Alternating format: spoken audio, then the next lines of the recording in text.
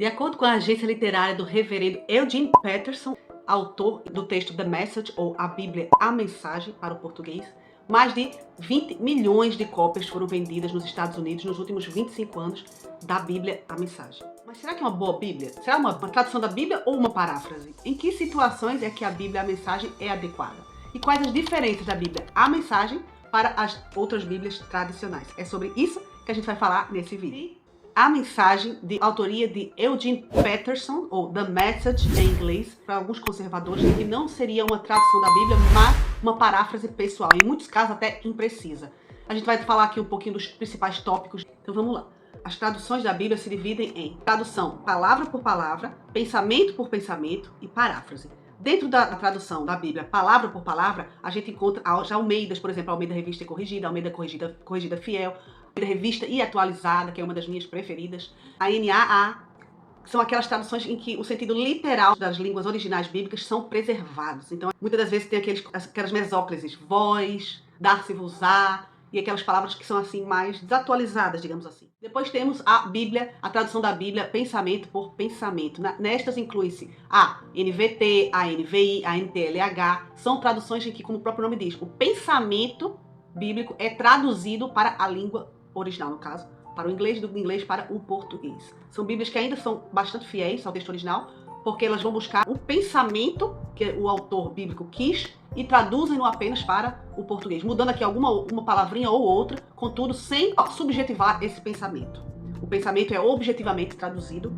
Depois temos as paráfrases, que são, por exemplo, a Bíblia Viva e aquela que eu, na minha opinião, considero também fazer parte dessa categoria, que é a Bíblia, a Mensagem. É uma versão da Bíblia que não tem o compromisso com a tradução literal do texto, ou seja, palavra por palavra, e nem mesmo com o pensamento que o autor bíblico quis colocar ali no texto. Apenas é feita de forma subjetiva, é uma interpretação da visão do autor, traduzida para os dias de hoje, na contemporaneidade da linguagem atual, mas ainda assim é uma interpretação subjetiva do Eugene Peterson sobre aquilo que o texto bíblico diz. Assim sendo, eu considero ser uma paráfrase e não uma tradução da Bíblia, tá? É só a minha opinião. Eu acho que é um pouco polêmico dizer que, seria um pouco forçado dizer que é uma tradução da Bíblia.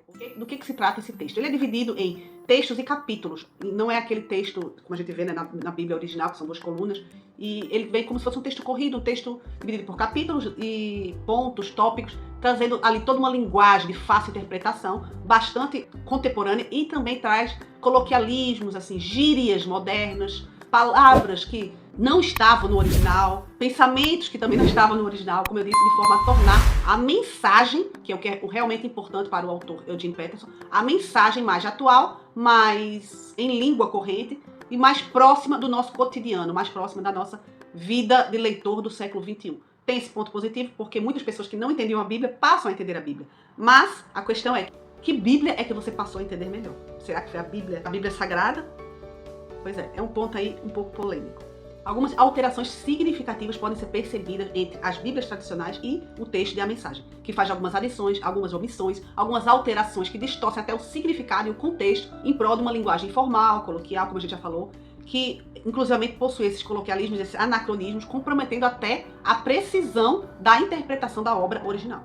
Se você busca uma Bíblia teológica para estudo, uma Bíblia que você vai poder aprofundar os estudos bíblicos, com certeza eu não recomendo a Bíblia, a Mensagem. Alguns casos eu posso até recomendar e achar que é uma Bíblia legal para você, mas primeiro eu queria trazer para você aqui aqueles pontos em que ela difere das outras Bíblias tradicionais, para que você possa, você leitor, você espectador, julgar por si mesmo. Então vamos lá ver os exemplos concretos onde a Mensagem distorce o texto original. Gálatas 5, 19 a 21 diz a descrição de Paulo sobre as obras da carne, ela é expandida por Peterson em uma lista muito extensa e muito detalhada que inclui características e elementos que não estão presentes na listagem do texto original.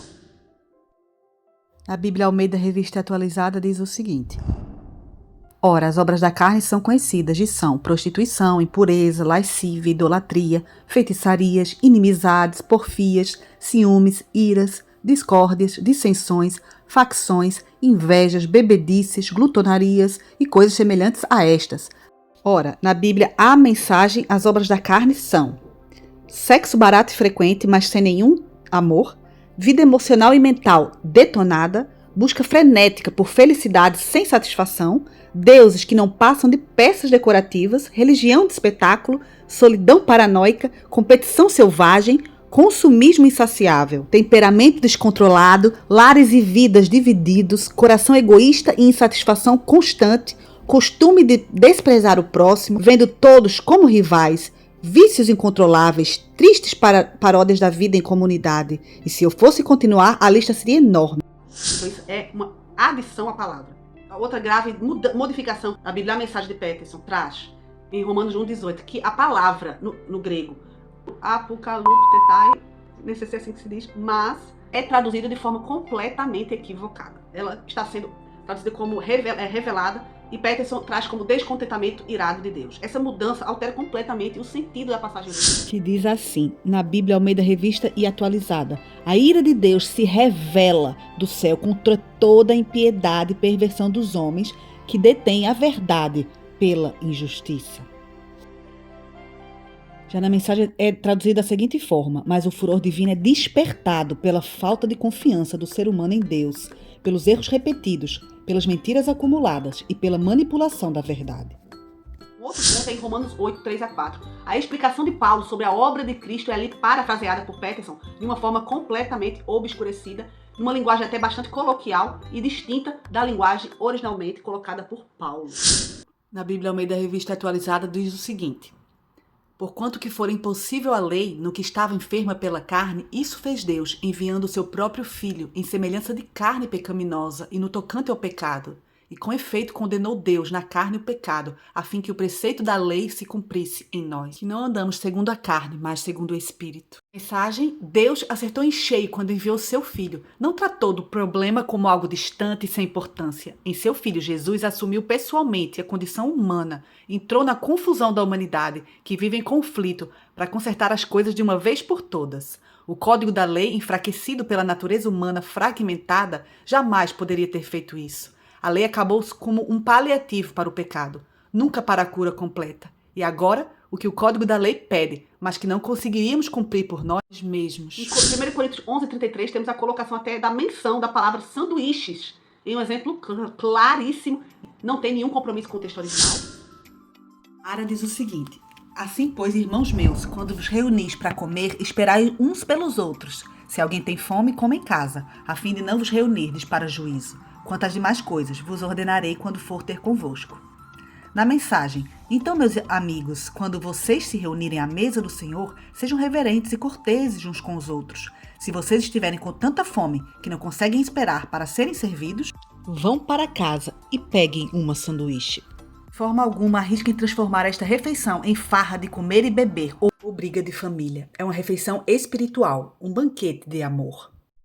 Ele quer tanto fazer com que a palavra fique acessível para nós, que ela traz diversas palavras que são completamente modernismos, que não estão no texto bíblico. Você percebe que tem prós e tem contras, tá? Os prós a gente pode dizer que é a linguagem acessível, contemporânea, o foco está na mensagem central do texto, tá bom? É uma Bíblia muito popular entre os jovens, justamente por essa mensagem. Ela está na íntegra, totalmente dublada no Spotify, gratuitamente, tá bom? É outra característica positiva, outro pró da Bíblia, a mensagem. Os contras é definitivamente o fato de ela ter essas nuances, essa parafrasear da Bíblia original com interpretações subjetivas, interpretações errôneas, e cuja tradução, palavra por palavra, como é o caso da NAA, da ARA, da Almeida Corrigida e Fiel, ou das traduções da Bíblia pensamento por pensamento, como a NVI e a NVT, que essas possuem essa compreensão objetiva do que o autor original quis dizer e que não pode possuir devido ao que ela se propõe. Né? Ela se propõe a transmitir-nos apenas a mensagem e não um compromisso com a literalidade e o contexto teológico, né, da palavra,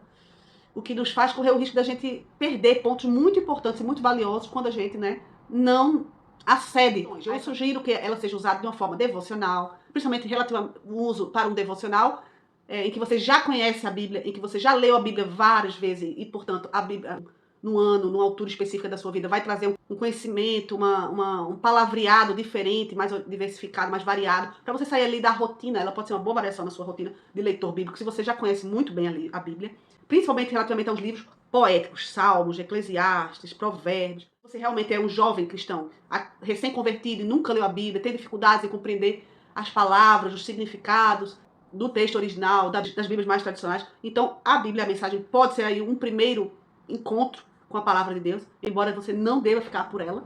E também, ela também não é uma Bíblia adequada para ser lida quando você quer fazer um estudo mais profundo da palavra, mais robusto, e quando você também pretende uma leitura da Bíblia, dos evangelhos, por exemplo, ou das cartas de Paulo, uma vez que ela falha muito nessa parte teológica e na parte de doutrina.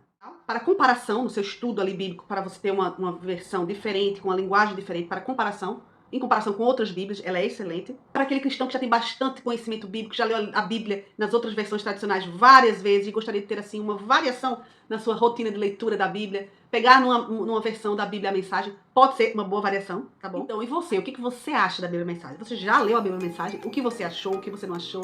Se você nunca leu, você tem curiosidade, compartilha a tua experiência aqui nos comentários. Eu vou gostar muito de saber. Se inscreve no canal, ativa o sininho para receber as notificações de vídeos novos toda semana. Deixa o teu like, porque isso ajuda esse canal a crescer, ajuda a espalhar essa mensagem. E eu espero que você tenha gostado. Dá uma olhada aqui nesse outro vídeo que vai falar sobre a minha Bíblia de estudo atual. E tem também esse outro daqui que eu acho que é bastante interessante sobre o problema de uma Bíblia de estudo específica que você não vai querer ler. Então, a gente se vê no próximo vídeo desse canal. Um beijo enorme. Tchau, tchau.